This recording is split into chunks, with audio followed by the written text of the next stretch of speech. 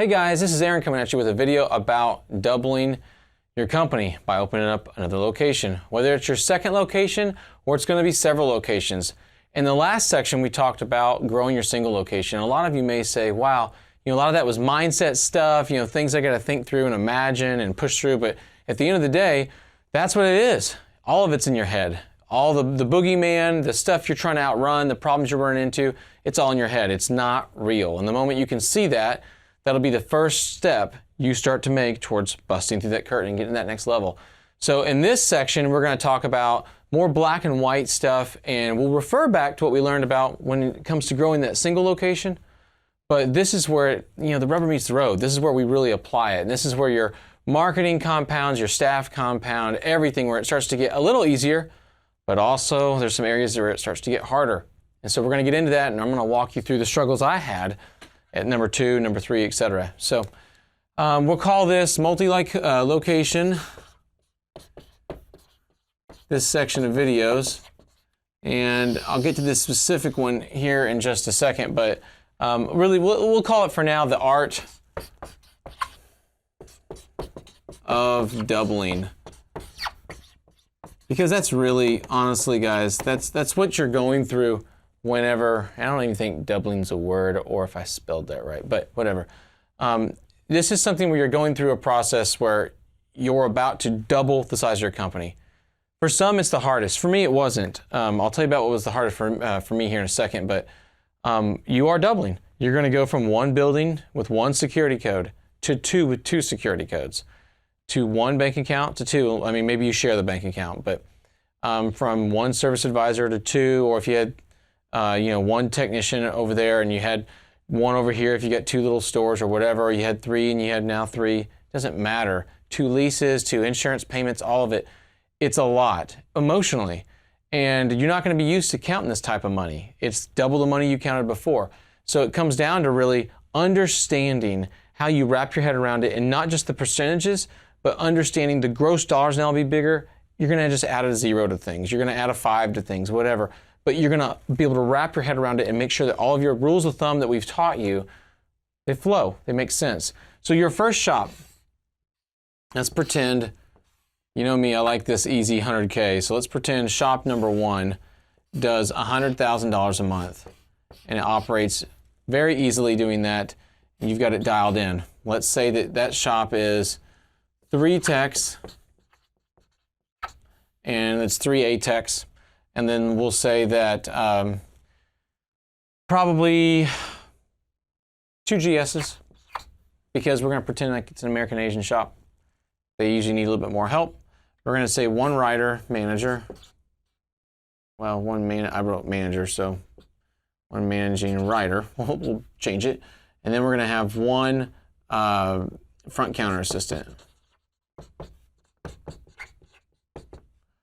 So what ends up happening is you have 3, 4, 5, 6, 7 people in total working at this store. The owner is off site, you got a part-time bookkeeper. You decide you want to double. We're going to open up shop number 2. Let's pretend that this has a decent location, not great, 20,000 cars a day going by. Another shop went out of business, but the guy had multiple locations and you feel that you could run it better. And I've looked at buildings like this, and they're very hard to turn down. You find yourself really being tempted by those stores.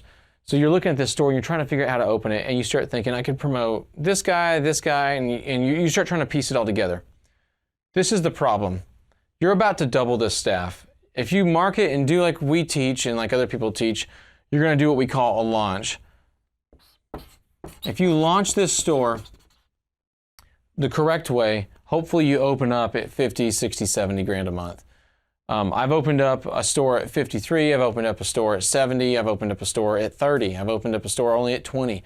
I've tested all the different models. The best way I have found is I typically advertise on the radio, and then I do 3 mail drops, and I would use social media like crazy. Social media, I think, is even more powerful for a launch to build that anticipation. I offer free oil changes on opening day. And then I do tons of banners beforehand that'll say free oil change, call this number to schedule your free appointment. And what I'll do is I'll sprinkle those over the first and second week. We did this with a store not too long ago. Some stores, if the location's right, you'll get a ton of appointments. Some, you're not going to get many, but it's good. It's just good press. It's just good to get people talking about you. So I'll put up here banners. And then I won't get into any more detail on that. That's really more of a marketing thing. We'll stop there because the purpose of this is just talking about doubling, wrapping your head around it.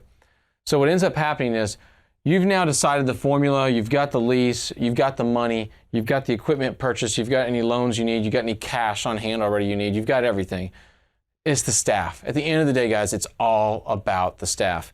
So I know that you've got 3 A techs and one of them may want to get moved up. But if you think you're going to keep doing $100,000 a month, if you pull one of those A techs out and put him down here with somebody else and put a B tech in here, you're crazy. It's not going to happen. Even if you get another A tech, he may not work out. I'll go through 2, 3 techs for one position sometimes just to find somebody that'll work. So you've got to make sure that as you're tempted with this, these guys want to move up. You're telling them, hey, we're going to have a chance for you to move up. But you have to protect the mothership because it's got to write the check if this thing bombs. If you leave this guy out here and this thing starts breaking even and then this thing starts losing money, every month you're going backwards. You can't have that. You got to have this thing still making a profit. So if it loses money, at least you're breaking even, but you're not going backwards. So be careful. Some of you have already made commitments. I'd go back to that employee and talk to him. Say, look, my goal is to do this with you, but I want to open this store with somebody else because what if it doesn't work? And I need to know that I'm guarded, I'm protected. I'll get it going. Let me get some feel for it. We'll move you in as a promotion, and then we'll hire somebody to replace you.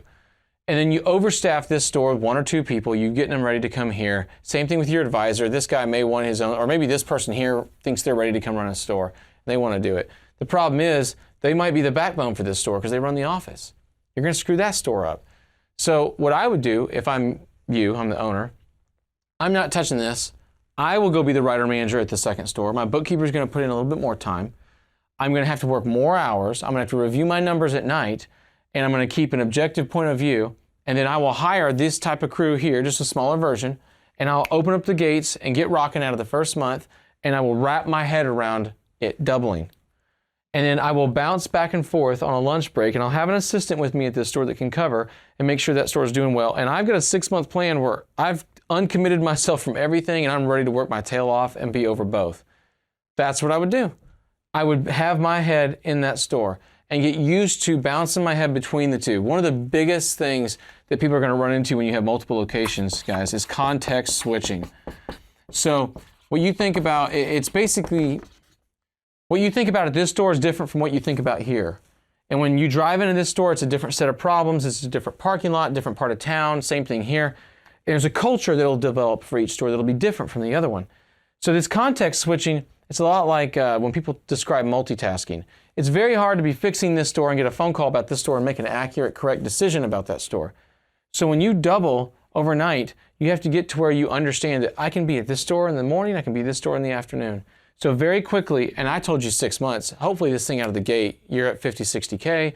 By the second month, you're handing it off to this assistant that you've already told could be a manager someday, and then you hand it off to that person. Or at that point, you're getting things rocking, making sure they're working well. You tell this assistant that, hey, we're going to get somebody for you. You're going to get promoted over here to be the manager. You hand it off. This person's in training. This store dips for a couple weeks. You're back over here working with this person, and things are smooth. But you're thinking ahead all the time. You're thinking something and then ahead. You got to always have that formula working and how it's going to affect me in the future. When you double and you go to this, guys, your brain is going to get stressed. You're going to start to lock up. You're going to have little issues that'll pop up. But it's very easy to control it and not let that stuff happen. And one of those ways is to not break the store to fix this store. Don't come in here and rob people from here that make you worry about this store. You've not been hanging out at this store. It's been rocking. You've put our systems in place. Leave it alone. You come down here and stress over this new thing, but as long as that thing keeps writing checks, you're going to be fine. And that's what makes opening stores easy and fun. But when you go screw with the original store, now everything's at like 70 or 80%. Nothing's 100% fixed. And when you do that, that's when things start to come apart. I can tell you from personal experience. I opened up my second store. I moved a couple people, no, one person, hardly anybody. And honestly, that really made a huge difference. When I opened up my third store, I moved a lot more people.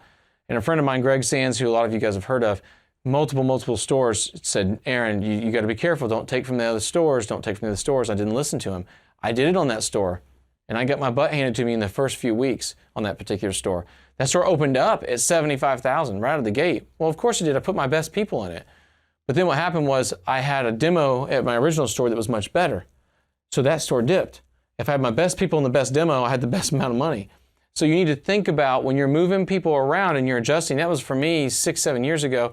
For you, when you leave these stores alone and you bring in this new group here, if they screw up, it's controlled to just that store and you can just fix this store. And as time goes by, you promote these guys. It's real easy.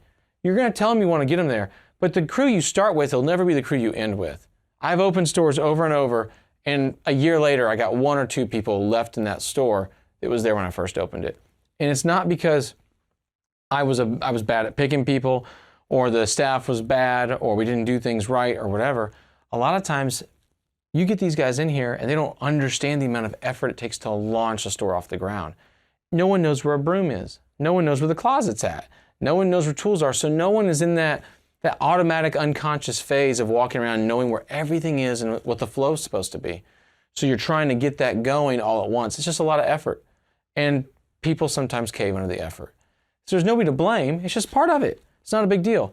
But if you keep your concentration here, you'll get this store dialed in. You'll slowly promote over, which will give you warm and fuzzies and give your staff warm and fuzzies. You'll back off. You'll now be the district manager floating between the two, only covering for vacations, etc. Things will be very smooth. But if you go the other route, where you go rob half the people out of this store, throw them in here, and put new people in both, you're going to have 2 broken stores. And then you'll have a lot of extra payroll down here and guarantees you're paying on technicians. You don't want that. You don't want that.